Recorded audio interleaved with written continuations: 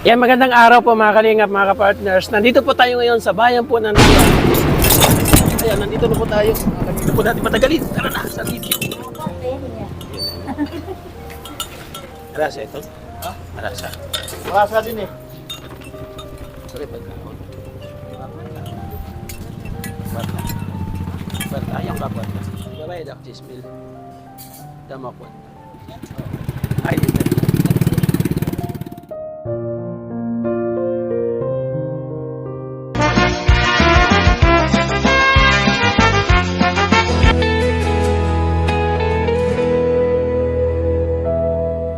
Pag umibig ang isang tao, pakiramdam ay Anim, pito, walo, siyam. Mayroon po pulubi na aalikit po sa inyo o manghihingi sa inyo ng pagkain o inumin. Huwag niyo po silang kamuyan. ngunit hindi tinatanggap ng puso. Damdamin ang umibig ay di gawang biro. Isipan at puso di magkakasundo.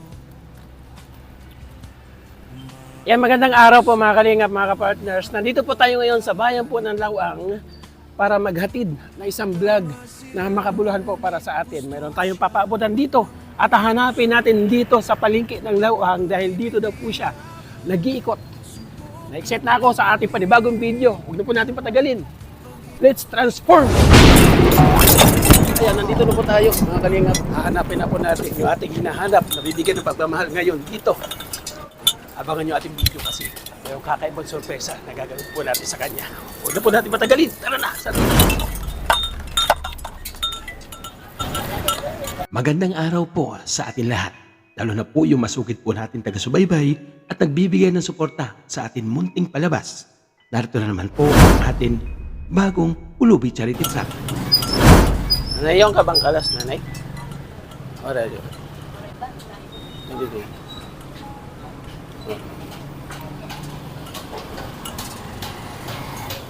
Ate ako ano ladi?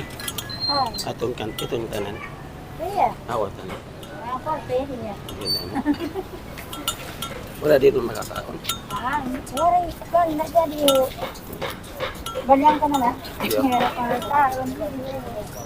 Gutom na.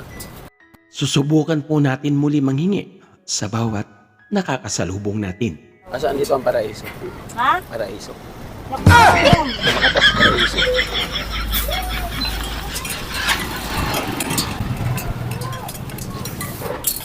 Nano ito kuya?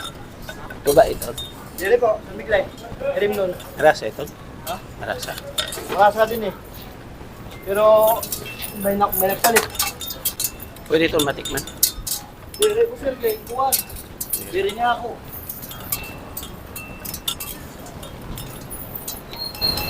Marami akong napapansin na patingin-tingin sa akin. Marahil namamang nga sila dahil bago lamang ako sa lugar na ito. Ngunit tuloy pa rin tayo.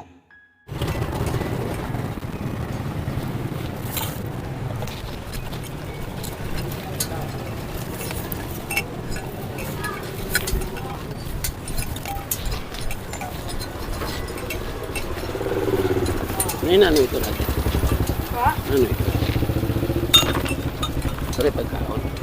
Oy. Siya natin natay. Oy, ka ba? Nanay, nahulog po. Nahulog. Sa inyo po. Iyo, ini. Mari ka rin. Sira. Mari ka pagkaon. Mari pagkaon nila. Alright. Bisa na ba? Aw. Nanay, may kwarta ka. Yung ka kwarta. Kwarta. Kwarta, yung ka kwarta. Bisa na 10,000. 10,000. Ha? Ano ka tungkol natin? Lumutong mga kalabaw. Kwarta.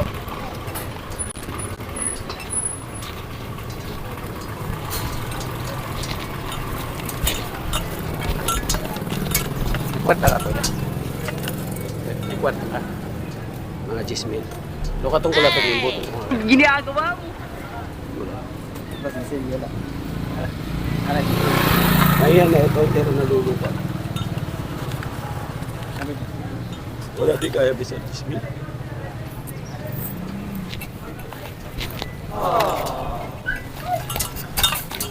Ya, idol lang ka kuya nga ito. Tulong ka kanto sa tapo. Sa tapo. Pwede ka to sa tabok. Sa tabok. Hindi po pag... Ah, Ito, diretso po lang at... dira pwede idol lang. Magbabayad ako 10,000. Wow! Tama ko. Oo. Pwede ako. Ah, Relax, hindi na kami sa kuhan. Pwede mo kayo. Dilukoy ka na, sarap. Yan sabi, tamo ko sarap. kaya. Maduli.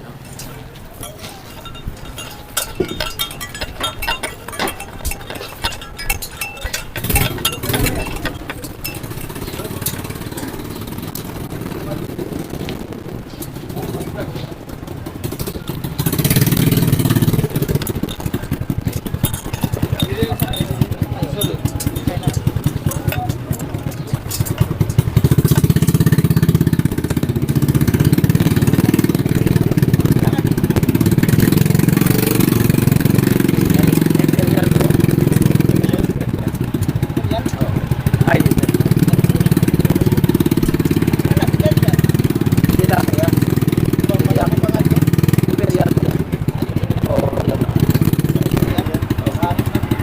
Ay, hindi.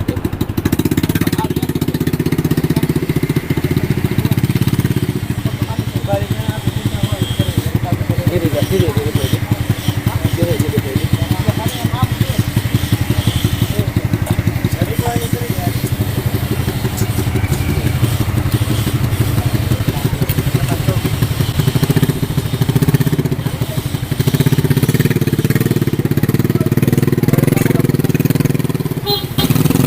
Umabot na po tayo hanggang dito. Ngunit wala pa rin po tayo nasusumpungan na kusang magbibigay sa atin.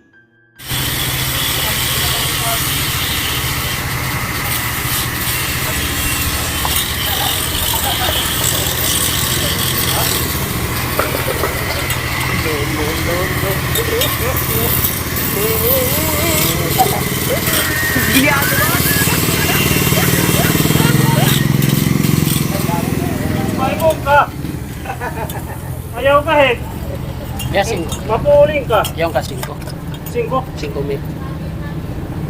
5,000. Wala nga nagtrabaho po 5,000. Eh, 5 mayaw nag 5. yun ang karabaw, naging butong, hindi ko makita. 5,000. 5 pesos mayawon. 5,000 wala.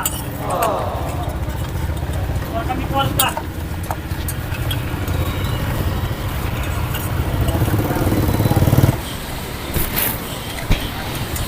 Guwapo ka, pre. Guwapo ka. Wala, guwapo.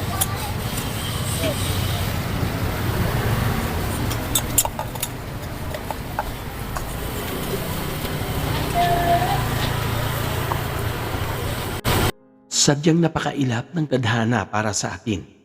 Ngunit hindi tayo nawawalang bahala para maghanap at hanapin ang mga taong may ginintuang puso para sa katulad natin. Hanggang sa nakarating tayo dito sa bahaging kalsadang ito, sa mga batang may naglalaro ang napagkatuan ko. Ay.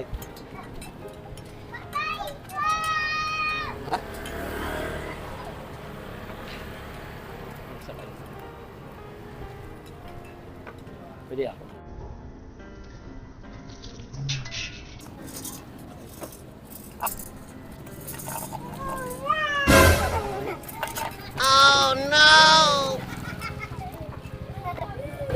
Unti-unti na akong nawawala ng pag-asa sa mga tagpong ito. Patingin-tingin at palingo-lingo kung saan naghahanap ng atin mabibigyan ng pagmamahal hanggang sa nakita ko ang isang halos kapareho ko na pulubi.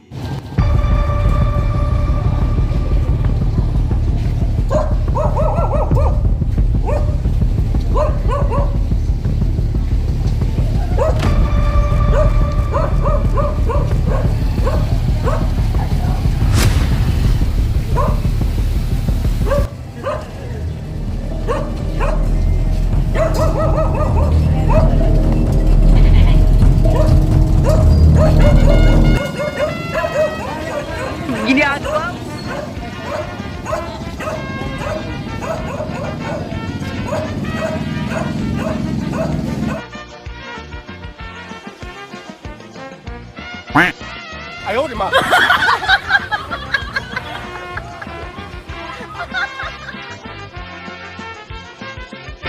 Tila napansin ko na uminit ang kanyang ulo at hindi nakikipagsabayan sa atin. Ngunit kinausap ko at nakumbinsi ko si nanay para dalhin o puntahan kung saan siya namamalagi. Kaya naglakbay kami patungo sa kanyang tahanan upang alamin ang kanyang kalagayan, kung karapat-dapat ba siya natulungan. Mga ilan minuto na rin kaming naglalakad at patuloy ang mga tanong ko sa kanya kung bakit siya palakad-lakad sa kalsada. Dito raw siya sa palengking ito kumukuha ng kanyang pagkain sa araw-araw.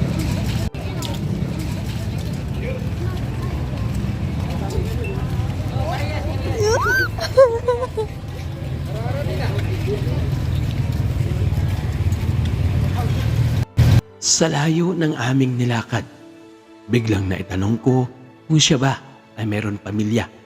Ngunit nagulat ako sa isinagot niya. May boyfriend ka na?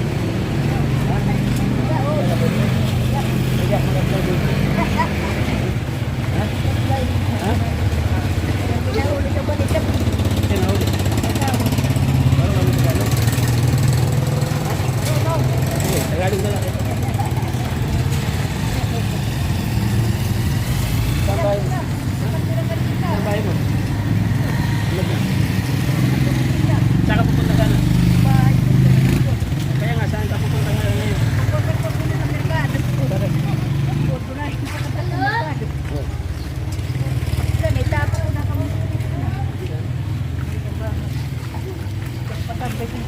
Repit baduk.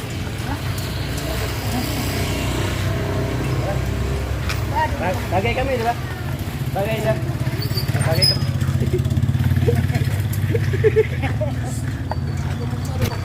Ito na lamang po ang maisip ko upang maibsan ang kulungkutan at mapagtakpan ang pait na kanyang kinalalagyan. Nagulat ako sa kanyang tahanan. Hindi ko akalain na dito po siya naninirahan. Isang abandonadong lote at lumang bahay na tila matagal niyang hindi natitirahan. Halika't samahan niyo po ako at ating pasukin ang kanyang munting tahanan. So ayun mga kalingap, hindi pa ako makapaniwala na dito po nakatira si nanay. Isang abandonadong bahay ang kanyang pong tirahan at di ko po ine-expect na ito ang aking maaabutan sa aking pagpunta dito po sa kanyang tahanan. Sa una pa lang, hindi ko akalain na may nakatira po dito sa bahay na ito. Masyadong napakakitid ng pintuan para makapasok sa kanyang tahanan. So ayun mga kalingap, samahan niyo po ako.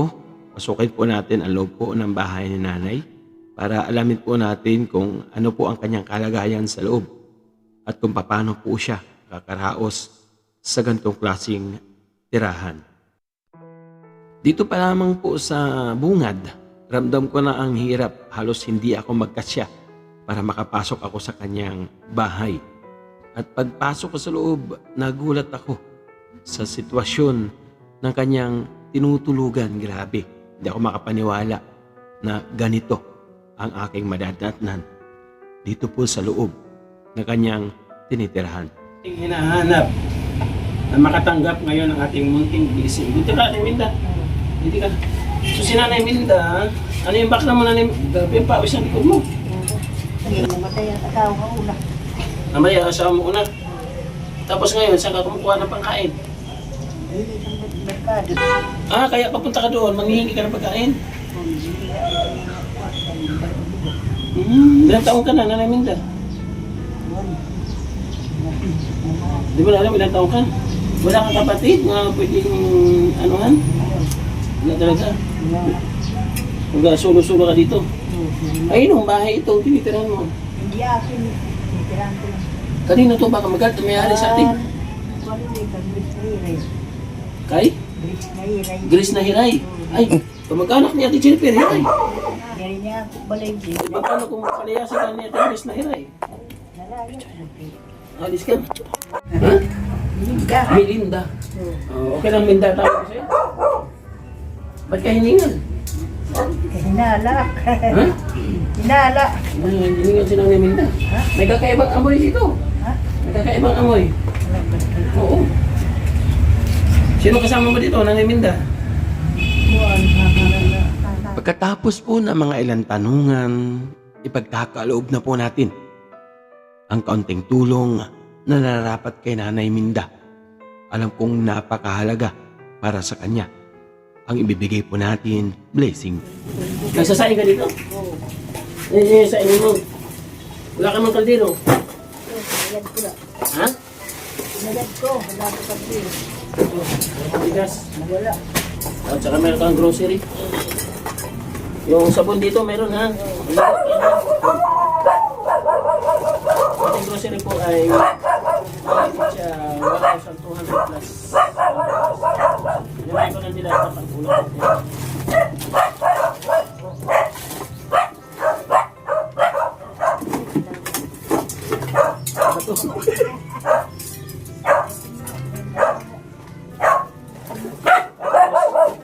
Yan natin siya ng cash. Yung kamot. Yan yung kamot. Kamot. O isa. Dalawa. Tatlo. Apat. Lima. Anim. Ito. Walo. Siyam. 10. Daming kwarta, no? Maraming dito. Daming kwarta niya. Maraming salamat po. Ang lahat ang handog po dito. Walang iba kundi si Ma'am. Chanting ay. Maraming salamat ng chanting ay.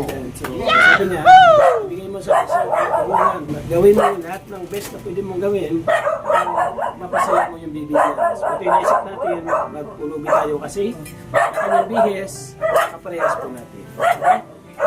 So mga kalingap, ito lang po. Uy! Mga kalingap, ito lang po. Kung mayroon pong pulubi na iligid po sa inyo o manghihingi sa inyo ng pagkain o inumin, huwag niyo po silang kamuyan. Tapos pakainin po ninyo o painumin po ninyo. At kung ano yung pwede nyong ibigay, ibigay po ninyo. Kasi tao pa rin po yan. Puso ng dami. So sana, kung sino man po yung may mabuting puso, mas ligit po natin tulungan yung mga katulad po sa kanila. Katulad sa amin. Maraming salamat. Ako po ay isang ehemplo lang po na gumagawa ng ganitong content para makita natin yung puso ng ating mga babayan kung ito yung gagawin. Ano sabihin mo kay Mami Chanting? Kay Ma'am Chanting? Salamat. Gaano katagal sa iyo yan? Ha? Gaano katagal maubos yan? Ambot ko. Hindi rin ikabulan. May iyang pagkadaw. May isang sa.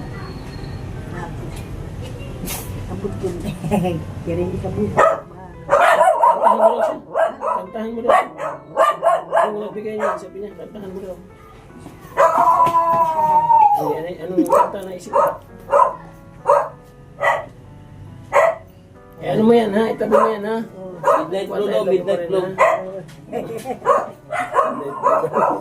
So ay mga kalingap, maraming salamat po sa itong patuloy sa pagpapalaman sa ating munting channel.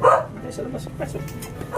Ayan, nakapaghandog na naman po tayo na isang kakaibang vlog. Isang karapat dapat po na magbigyan ng pagmamahal. Maraming salamat po sa mga taong may ginintuan puso para makapagbigay tayo sa katulad po ni Nanay Minda. Sana'y palahati po kayo na andyan at bigyan ng karagdagan kalakasan sa pang-araw-araw para mas marami pa tayong pagsama-samahan mga ganitong klaseng content.